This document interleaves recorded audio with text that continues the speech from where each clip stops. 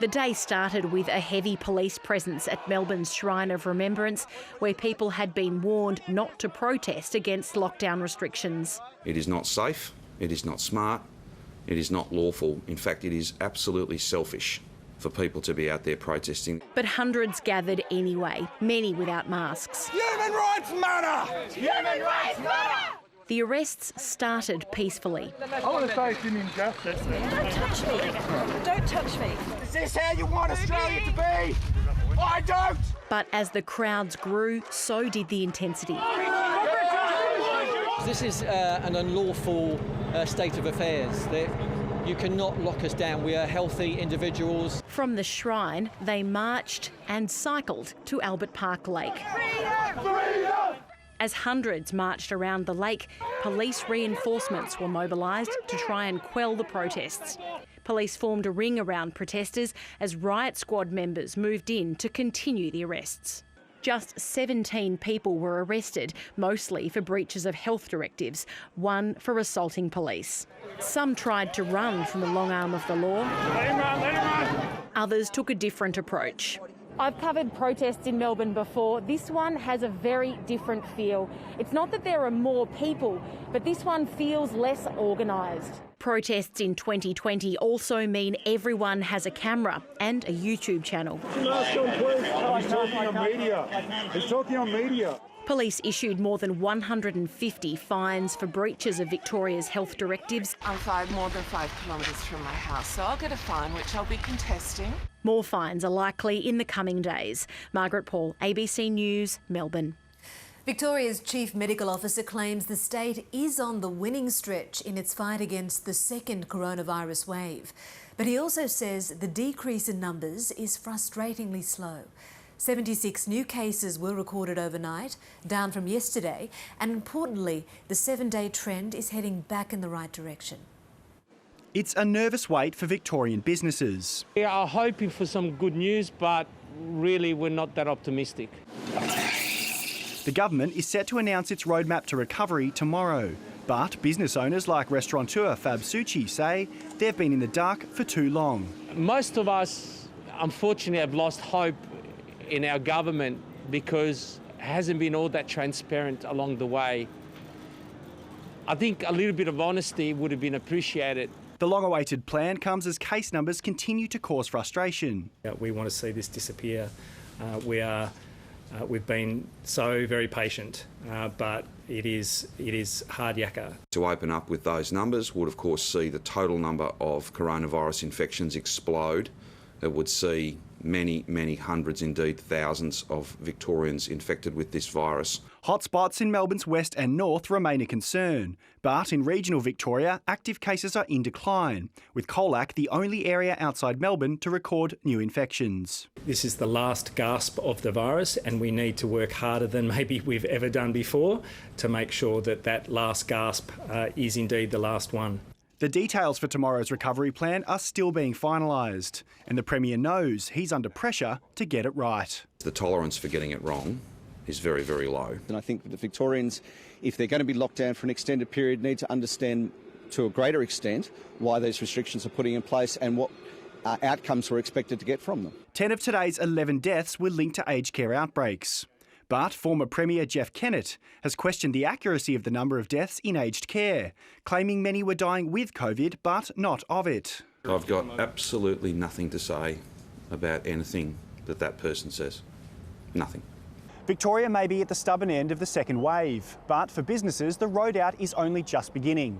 The Premier will be hoping he can strike the right balance when he delivers his plan for the state to emerge from lockdown. Sean Mantesso, ABC News, Melbourne. And we'll have special coverage of the Victorian Government's roadmap out of lockdown announcement. That's tomorrow from 8 a.m. You can watch that here on the ABC News channel. Protests were also held in Sydney CBD, western suburbs and the far north coast today. Dozens were arrested as protesters clashed with police, but they weren't the only rule breakers penalised for flouting COVID restrictions. They came in droves to fight what they see as tyrannical rules restricting Australian freedoms. Fascism is the virus. Let him go. Let him go. In Sydney's CBD, Homebush and Byron Bay, lines of police met angry protesters. Do you want to be arrested? Well, you can leave the area, go. They marched for an end to Victoria's lockdown, mask wearing and other COVID restrictions. We're being fair and reasonable. You will be detained. You've got your daughter here. We don't want any conflict. In the end, conflict wouldn't be avoided. This 54-year-old man was arrested, as were 13 others, while more than 80 people were fined. We want the truth! But they weren't the only ones penalised for doing the wrong thing. The Bondi Bowling Club's been hit with a $10,000 fine after being labelled the city's worst COVID offender. Liquor and gaming inspectors attended the Bondi Bowling Club on the 29th of August and detected a range of breaches. They included group bookings of more than 10, patrons standing while drinking, a lack of social distancing and an unsatisfactory registration process.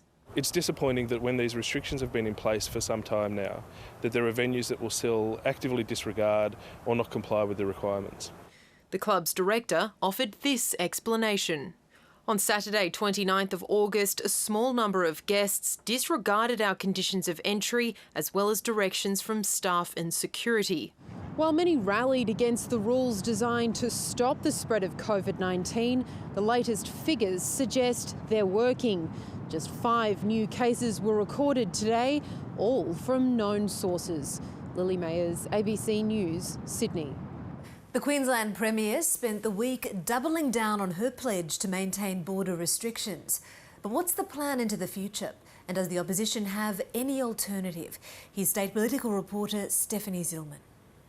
It's the second time Gundawindi, a Queensland town straddling the border with New South Wales, has been plunged into division. But unlike the last time, there's no roadmap out of the restrictions. Surely we probably know enough about this now to have a bit of an idea on how we should be responding in the future based on what we've learned to date and giving people that clarity weeks and months ahead in likely scenarios. Thanks to lobbying by the council and residents, there's now significant exemptions in place to allow a semblance of free movement. Unless you live in a border community or you're a part of a border community, you don't understand how interconnected Queensland and New South Wales is. That's a sentiment felt throughout the region. David Turner heads up the Chamber of Commerce and runs a tyre service. COVID's got to be contained in some way, shape or form. We've got no argument with any of that, but it's how they do it that is the concern. Until the latest exemptions were in place, Mr Turner faced nearly a month with his business sliced in half. If the border gets closed again in the next couple of months, we're in big trouble, all of us. There's a constant feeling of anxiety of when are things going to change again and are they going to pull those borders back up and create the separation that we have had. Carla Dillon knows all too well the problems caused by snap border restrictions. Her husband has a chronic health condition and manages the family farm in northern New South Wales, while she works in Gundawindi. It created 14 days or so of absolute chaos for our little family. The fact that Queensland has successfully suppressed outbreaks of COVID-19 has been widely commended. But when it comes to how the impacts on border communities might be minimised into the future, neither major party has nominated a plan. Let me make it very clear. I will not be changing that course anytime soon because you have seen the great results that have been occurring in Queensland. In response to criticism around medical exemptions, the government has now set up a special unit to streamline the process.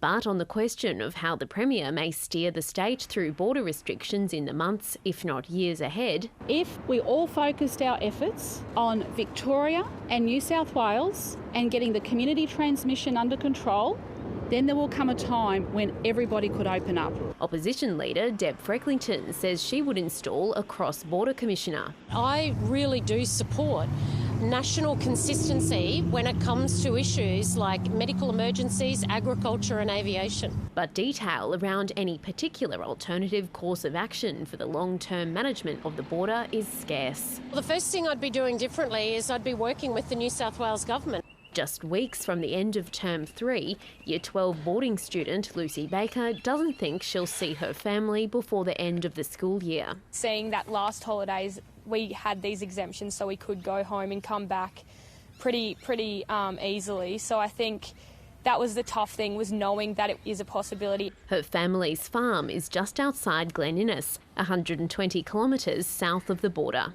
Most of these girls are from an agricultural background, like we're just going home to our property where we see like 5 or 6 people and then come back to school. A disrupted school year that's not over yet. Stephanie Zillman, ABC News. A tiny town in far north Queensland is reeling after the death of a 4-year-old boy in what's believed to be a murder-suicide. Investigations are continuing after the child and his father were found dead yesterday. A smiling 4-year-old boy taken in tragic circumstances. Koa and his father, 46-year-old Troy Harvey, were found dead on a remote property at Rossville near Cooktown in what police believe is a murder-suicide. His devastated mother, Natsuko Kurihara, took to social media. In a post, she wrote, "My beautiful boy Koa, he has had only 4 years of life. This has been taken by his father. I'm in pain. Life is not fair. Love you forever." The tragedy has sent shockwaves through the tiny community. The whole community is so devastated about it. They're just upset, especially with the 4-year-old boy. I just don't understand how things like that happen. Still coming to grips with it. I don't know. I'm not really sure why people do this or what it's about, but that happened. Specialist police from Cairns and Mareeba have been coming and going from the crime scene where the pair was found, working to determine how they died. Just weeks before, Harvey posted on a community Facebook group about his mental health. He wrote, "I had a full-on nervous mental breakdown, whatever you want to call it. I am so sorry to all the people I have hurt or let down over the years due to excessive drug and alcohol abuse." Police are expected to release further details about the deaths on Monday. Marion Farr, ABC News, Rossville. The founder of a secret fight club is one of the men injured in the double shooting in Sydney's inner west yesterday. Albert De Floriano was found with a gunshot wound to the head inside a Lewisham house. The 55-year-old is believed to be one of the founders of the St Michael Christian Brothers Fight Club. Mr De Floriano remains in a serious condition at Royal Prince Alfred Hospital. Another man in his 30s died from a gunshot wound to his chest. Police say the two men were known to each other. Tony Abbott's controversial appointment as a trade advisor in the UK could leave our government with questions to answer. The opposition believes the former Prime Minister's new job could be in direct conflict with Australia's interests. From London, Nick Dole reports. Another morning, another awkward interview for a British minister grilled over the government's new recruit. Would you be happy to have a drink with that man? Well, as I say, I mean, you're inviting me to sort of comment on somebody who... Because I wouldn't be happy to have a drink with him, would you? Well, I've never been invited to have a drink with him. I don't think I've ever met him. And what if you did? Boris Johnson is better acquainted. He's now signed off on Tony Abbott's appointment to the Board of Trade. This is a guy who was elected by the people of the great liberal, democratic nation of Australia. Tony Abbott had a less than welcoming reception when he arrived in the UK. Opponents say his past comments on homosexuality and women should have disqualified him. You said that men are by physiology or temperament more adapted than women to exercise authority or to issue command. Look, I'm not sure that I ever did say that.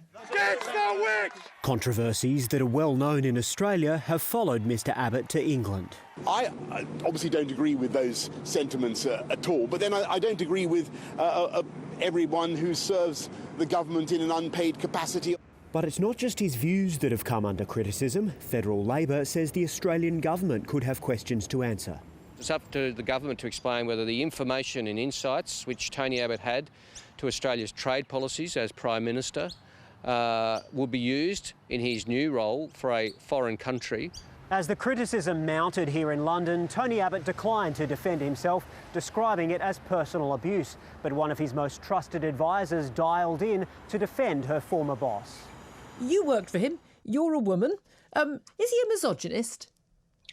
Absolutely not. And I'm going to push back really hard. He was in Parliament for 25 years.